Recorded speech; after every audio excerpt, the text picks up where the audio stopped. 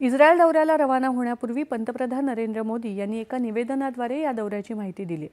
भारत आणि इस्रायलमध्ये एक मजबूत आणि बहुआयामी धोरणात्मक भागीदारी आहे, ज्यामध्ये अलीकडच्या वर्षात उल्लेखनीय वाढ आणि गतिमानता दिसून आली आहे।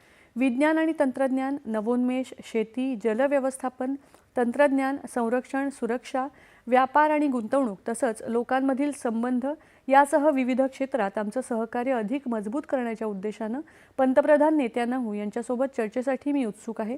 आम्ही परस्पर हिताच्या प्रादेशिक आणि जागतिक मुद्द्यांवर देखील विचारांची देवाणघेवाण करू, असं पंतप्रधानांनी सांगितले। त्याबरोबरच इस्रायलमधल्या भारतीय समुदायासोबतही संवाद साधण्यासाठी आपण उत्सुक असल्याचं पंतप्रधानांनी नमूद केलं।